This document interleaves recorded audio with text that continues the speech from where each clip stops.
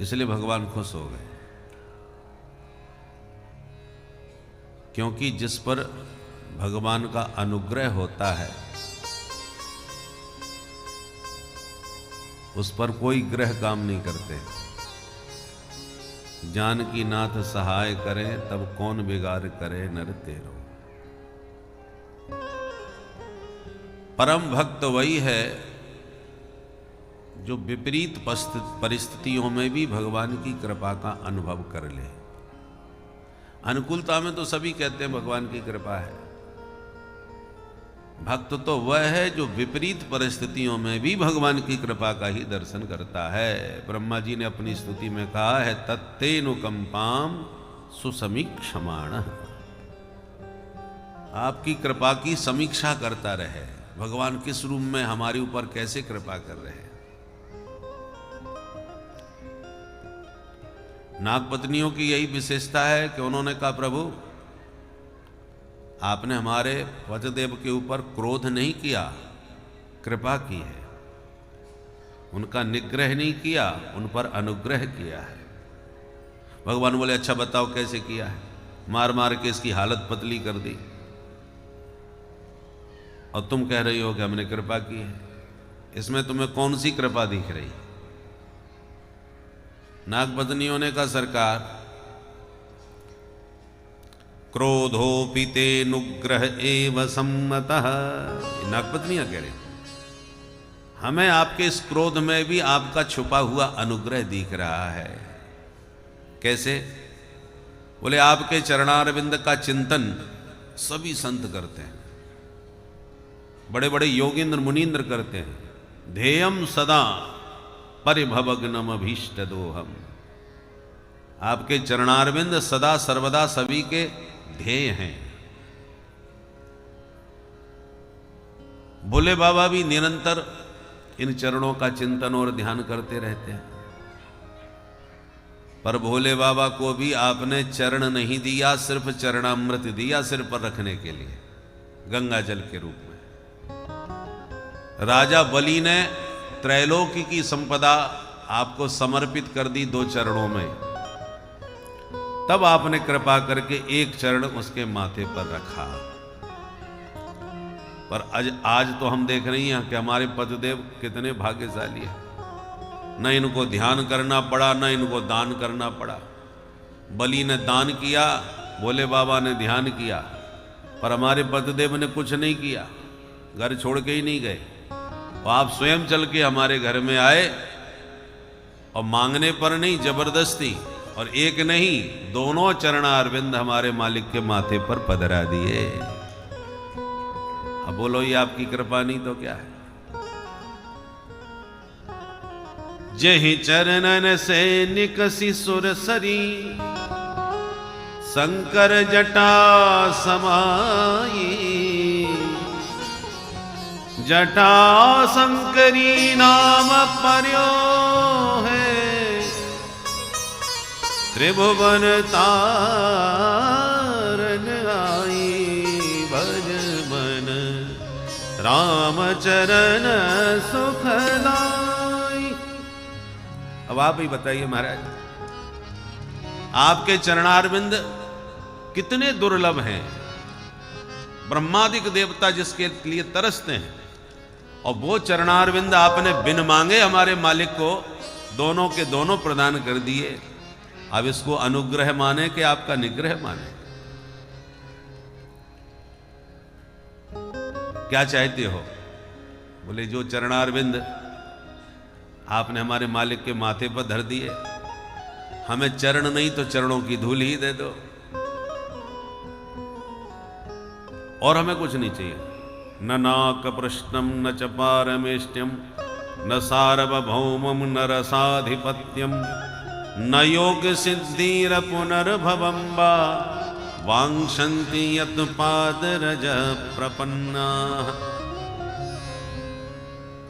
हमको कुछ नहीं चाहिए, न स्वर्ग चाहिए, न आपका मोक्ष चाहिए, न सार्वभौम पद चाहिए, न योग सिद्धि चाहिए, सिर्फ हमें आपके चरण कमलों की धूल चाहिए। कृपा करके प्रदान करो। ठाकुर जी खुश हो गए। परम भक्त है भाई, बरसात में होशियारी भी है। होशियारी क्या है? अपने पतिदेव के निग्रह को अनुग्रह भी बता दिया, और चरण धूल इसलिए भी मांग रही हैं कि ताकि ये फन से जल्दी नीचे उतरे। इतनी ज्यादा कृपा न हो जाए कि पतिदेव भी पधार जाए। चरणों की धूल पानी में मिल सकती है क्या, बताओ? भगवान काली हृदय में कूंदे हुए हैं और काली नांग के ऊपर फिर चढ़े हुए हैं, तो धूल मिट्टी तो सब साफ। आज चरण धूल कब मिलेगी? जब फन से नीचे उतर के बाहर जाएं और फिर धरती पर चरण रखें, तभी तो धूल पाएंगी।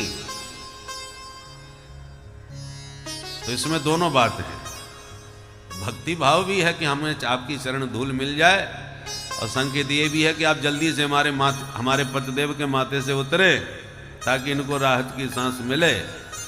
इसलिए वांछन्ति यद पादरजः प्रपन्ना, हम प्रपन्न प्राणियों को तो आपकी चरण रज चाहिए। अस्तु, भगवान की कृपा का पात्र काली बना, और भगवान ने अपने पदांकित करके, पद चिन्हों से उसके फन को अंकित करके उसको विदा किया। सपरिवार अपने रमण द्वीप को काली नांग ने प्रस्थान किया। उसके बाद रात्रि में ब्रजवासियों ने काली दह पर ही विश्राम किया। दिन भर के भूखे प्यासे सो गए रात में। प्रभु ने सोचा सवेरे जगते ही गैयां घास खाएंगी और ब्रजवासी फल तोड़ के खाएंगे इधर उधर के, जबकि यहां की सारी वनस्पति विषाक्त हो गई है काली नांग के जहर से। इसलिए इसको कैसे रोका जाए? तो जैसी सब सोए तो भगवान की इच्छा से दावाग्नि लग गई रात में। जो आग ने चारों तरफ से घेरा, ब्रजवासी जोर से चिल्लाए, कन्हैया बचाओ। दावाग्नि ने घेर लिया हम सबको। भगवान बोले कोई मत घबराओ, आंख बंद करके बैठ जाओ। गोविंद के वचन पर विश्वास करके ब्रजवासी जैसी नेत्र बंद करके बैठे, भगवान ने सनई सनई संपूर्ण अग्नि का पान कर लिया। भगवान आग पी गए। परीक्षित ने आश्चर्य किया तो सुखदेव जी कहते हैं इसमें कौन आश्चर्य की बात है? अरे अग्नि का तो जन्म ही भगवान के मुखारविंद से हुआ है। अग्नि भी ब्राह्मण देवताओं में मानी जाती है। अग्निदेव विप्रदेव है। अग्नि और ब्राह्मण दोनों ही भगवान के मुखारबिंद से प्रकट भये हैं। वेद मंत्रों में वर्णन आता, ब्राह्मणोश्य मुखमासीत, तो ब्राह्मणों का जन्म मुख से हुआ। और मुखात अग्नि अजायत, मुखाद अग्नि रजायत। और इसलिए हम लोग भगवान को भोजन दो ही मुखों से कराते हैं, या तो अग्नि में स्वाहा या ब्राह्मणों के मुख में आहा। दोनों से भगवान तृप्त हो जाते हैं। चाहे स्वाहा करके खिलाओ, चाहे विप्र भोजन करके जब डकार लगे कहते आहा आनंद आ गया, तो भगवान भी तृप्त हो जाते हैं। ये दोनों भगवान के प्रत्यक्ष मुखारविंद हैं। बोलो राधे राधे राधे।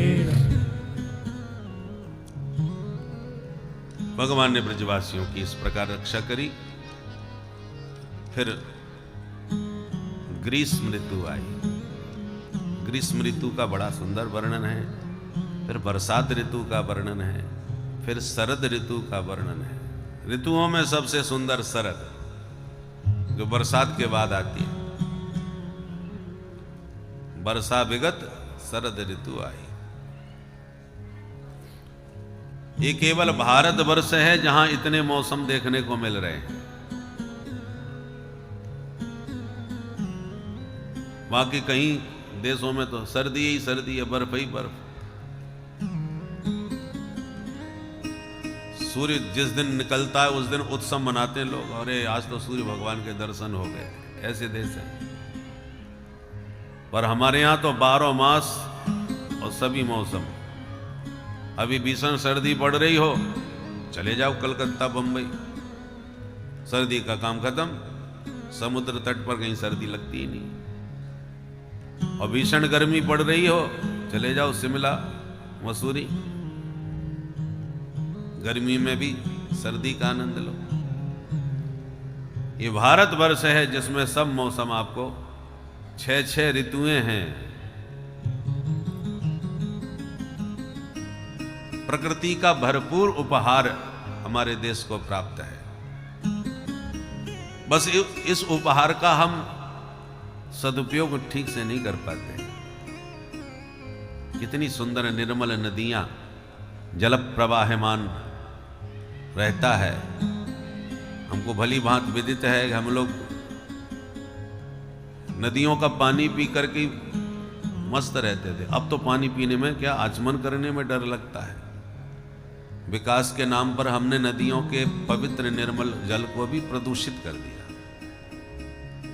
इसलिए विकास बहुत जरूरी तो है, पर ऐसा विकास नहीं होना चाहिए जिससे प्रकृति का ह्रास हो,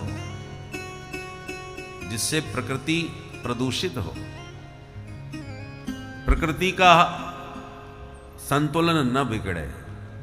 विकास के नाम पर यदि आपने सब पर्वत खोद डाले, जंगल काट डाले, नदियों को प्रदूषित कर दिया, पृथ्वी जल तेज वायु आकाश 5 महाभूत हैं।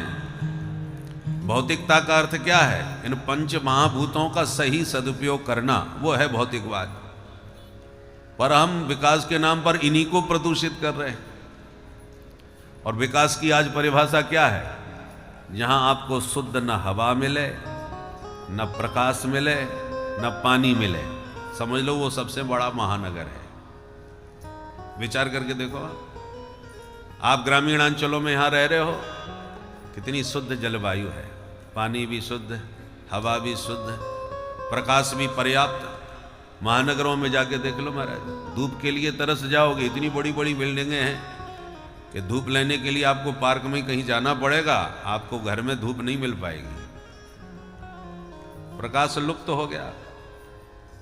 और वायु इतनी प्रदूषित हो गई है कि महाराज मास्क लगा के चलना पड़ेगा। महानगरों में चल के घूम के देख लो, दिन भर घूम करके आए तो शाम तक चेहरा बदल जाएगा आपका। वायु प्रदूषित हो गई। पानी तो आप पी नहीं सकते बिना आरओ लगाए, पानी भी सब प्रदूषित हो गया। तो ऐसा विकास नहीं होना चाहिए जिससे प्रकृति क्षुब्ध हो। प्रकृति प्रदूषित होगी, प्रभावित होगी, असंतुलित होगी तो भयंकर विस्फोटक स्थिति बनती है।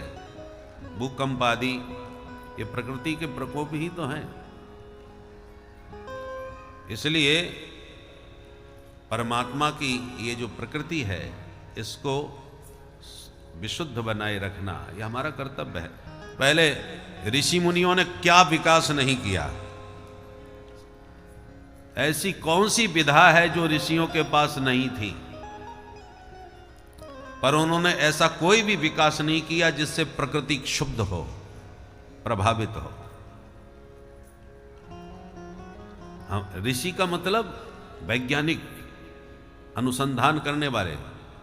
ऋषि माने रिसर्च करने वाले।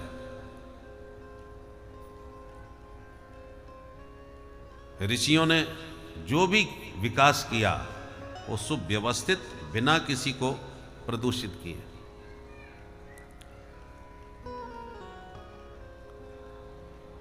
टीवी आज घर घर में लग गई, समस्या बन गई। परंतु पहले भी जरूरत पड़ी तो व्यास जी महाराज ने एक टीवी लगवा दी कि महाभारत का युद्ध होगा, हम टेलीकास्ट कर देंगे। संजय से कहा तुम यहीं बैठे बैठे अब धृतराष्ट्र को बताते रहना कि क्या चल रहा है। एक ही लगाई आवश्यकता पड़ने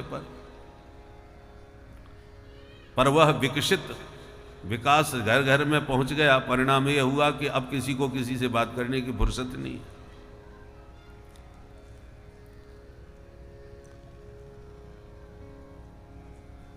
ऋषियों ने इतना सब ज्ञान विज्ञान होते हुए भी झोंपड़ियों में निवास करना उचित समझा, प्रकृति की गोद में। गौ माता का दूध पीते हैं, नित्य अग्निहोत्र करते हैं, हवन करते हैं। हम लोग जो हवन करते हैं उससे जो धुआं निकलता है वो सारी प्रकृति के दोष को दूर करता है, प्रकृति को विशुद्ध बना के रखता है। इसलिए ब्राह्मण प्रायः सभी अग्निहोत्री हुआ करते, अग्निहोत्र किया करते थे, नित्य अग्निहोत्र। घर घर में अग्निहोत्र हो तो देखो कितना शुद्ध। अब अग्निहोत्र का धुआं तो निकलता नहीं कहीं से, फैक्ट्रियों का धुआं निकल रहा है। परिणाम क्या हुआ? अग्निहोत्र का धुआं खत्म होकर के जब फैक्ट्रियों का धुआं निकलना प्रारंभ हुआ तो सारी प्रकृति क्षुब्ध होने लगी, प्रभावित होने लगी। और हवन करना तो केवल, अब लोगों ने कहा ये तो ब्राह्मणों का काम है। यज्ञ करना भी ब्राह्मणों का काम है। अरे भाई, यज्ञ से केवल ब्राह्मणों का ही हित नहीं होता, सभी समाज का हित होता है, राष्ट्र का हित होता है, प्रकृति का हित होता है।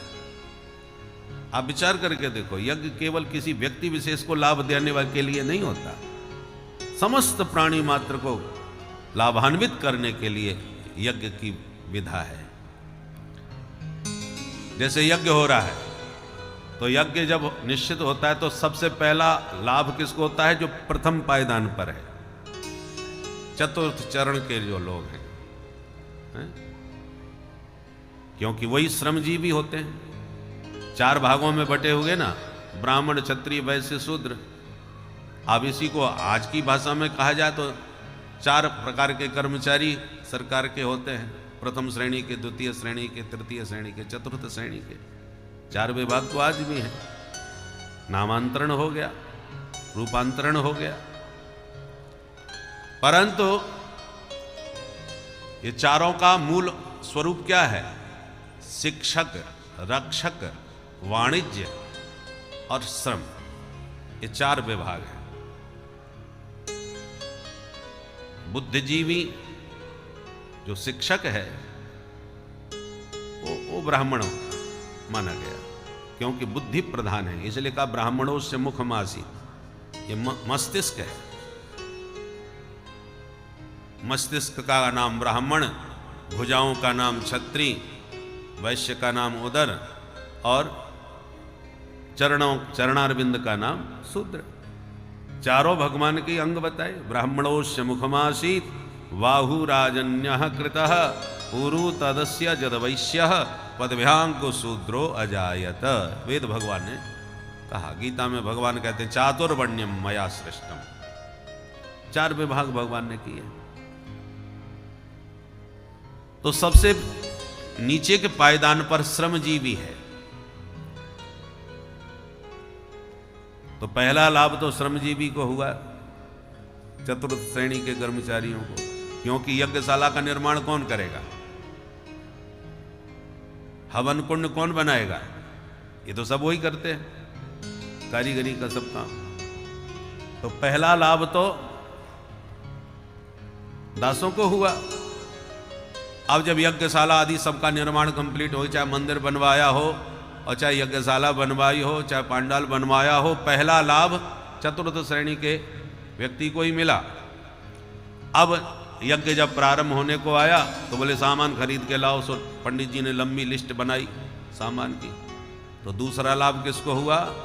वाणिज्य को, व्यापारी को, जिसको हम वैश्य कहते हैं। नीचे से ऊपर की तरफ चलिए, क्योंकि दुकान से तो सामान वहीं से खरीदा जाएगा भाई, व्यापारी से। चाहे जितना यज्ञ का सामान हो, या अभी इतने भंडारे चल रहे हैं, इतना सब सामान है, वो कहां से आया? व्यापार से। तो दूसरा लाभ किसको हुआ? वैश्य को। फिर व्यवस्था कौन संभालेगा? नेतृत्व।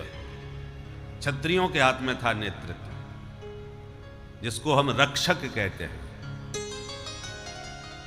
क्षत्रियों का धर्म है राष्ट्र की रक्षा में तत्पर रहना है?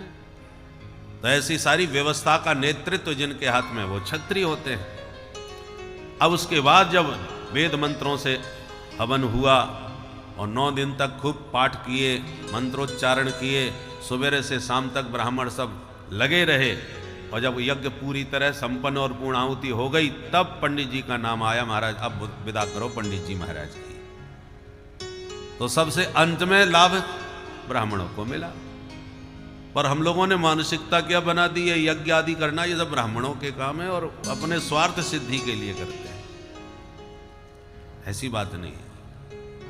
जाति बुरी नहीं है, आजकल जातिवाद जो हम लोगों के भीतर विष की तरह व्याप्त हो रहा है, ये बहुत खतरनाक है। ऋषि मुनियों ने तो जो व्यवस्था बनाई वो बड़ी सोच समझ करके सुव्यवस्थित, सबको जन्म से ही सबकी जीविका सुरक्षित कर दी। आज हम लोग पढ़ लिख के तैयार होके जब आते हैं तो जीविका के लिए नवयुवक भागते नजर आते हैं, कोई नौकरी मिले, कोई जॉब मिले, नहीं मिला तो बर्बाद समझते हैं अपने आप को कि हमारा पढ़ लिख तो गए, कोई नौकरी ही नहीं मिल रही, क्या करें। अब खेती करने नहीं सकते कि इतने पढ़े लिखे होकर के अब हल चलाएंगे हम लोग।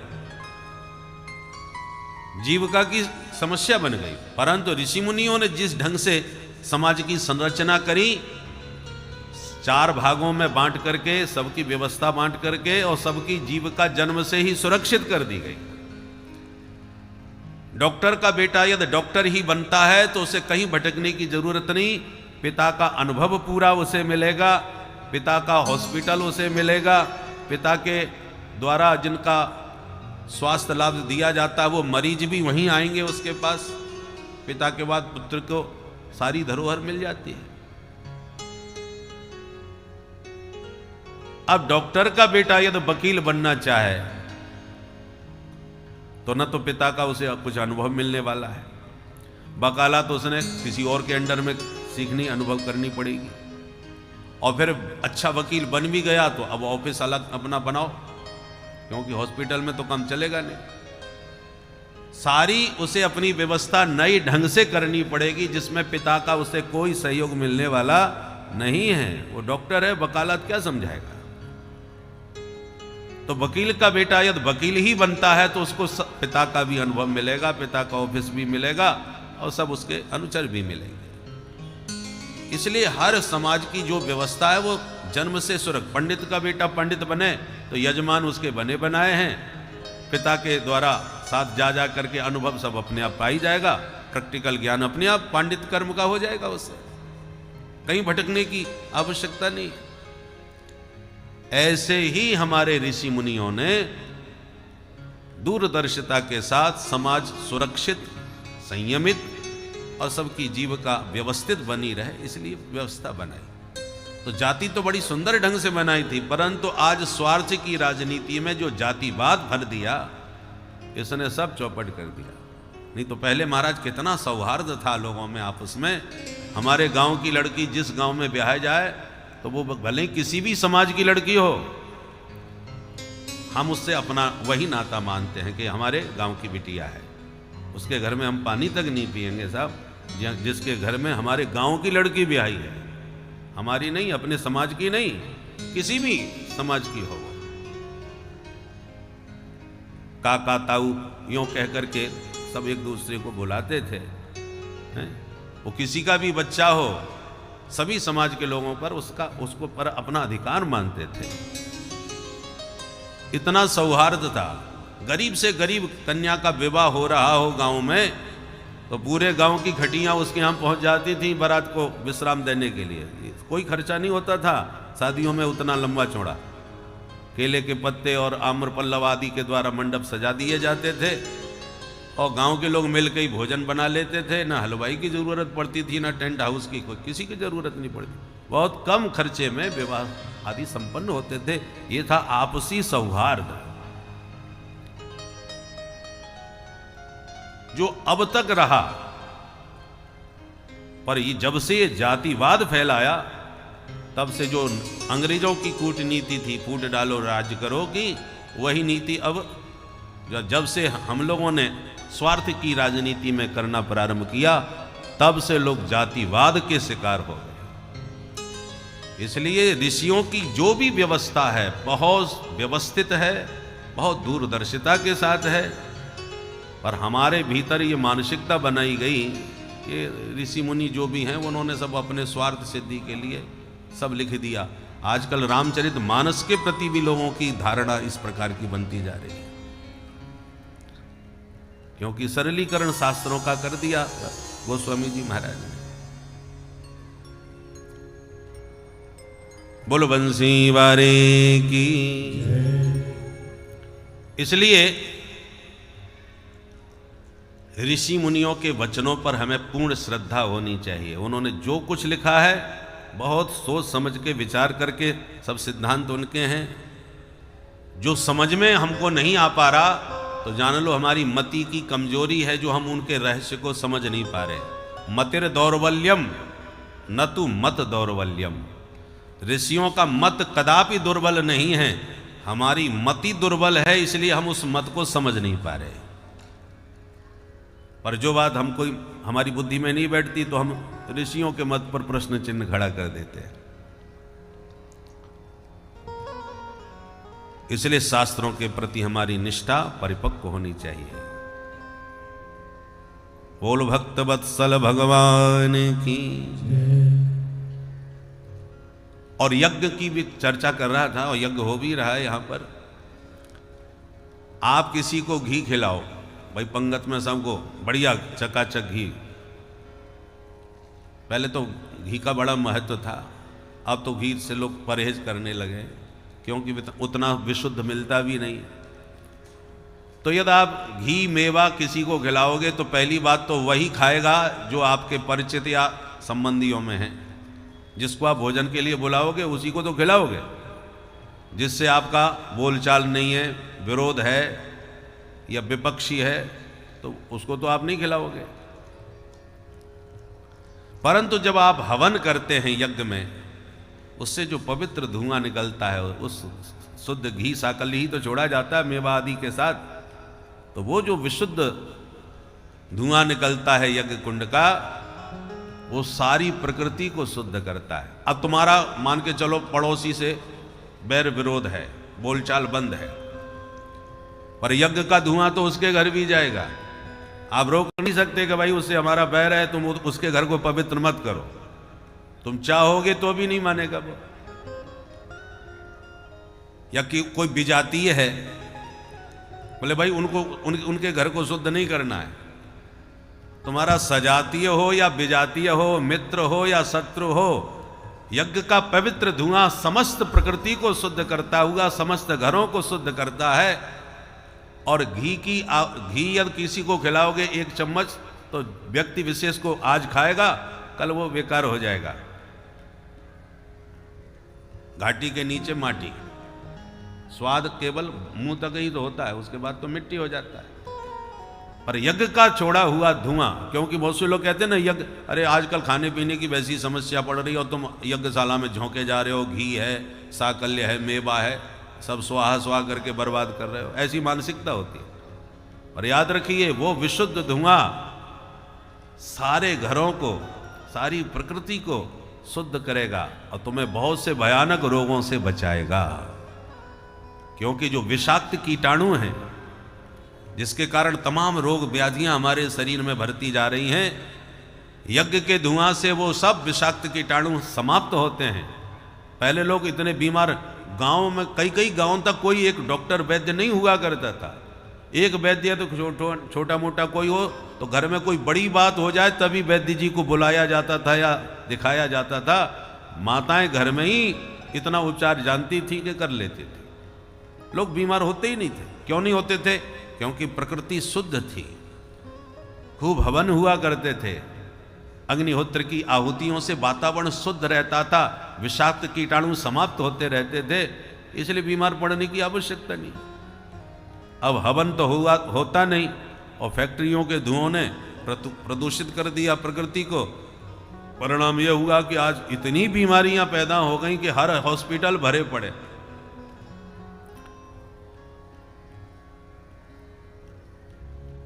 किसी से भी पूछ लो तो कोई ना कोई समस्या अपनी सुना देगा। सबके सामने समस्याएं रोग व्याधियों की आ गई। इसलिए ऋषि भागवत में लिखा है, पृथ्वी माँ ने स्वयं पृथु महाराज से कहा है, चतुर्थ स्कंद के 18वें अध्याय का 5वां श्लोक। पृथ्वी मां कहती है, अस्मिन लोके थवा मुस्मिन मुनिभिस तत्वदर्शिवी।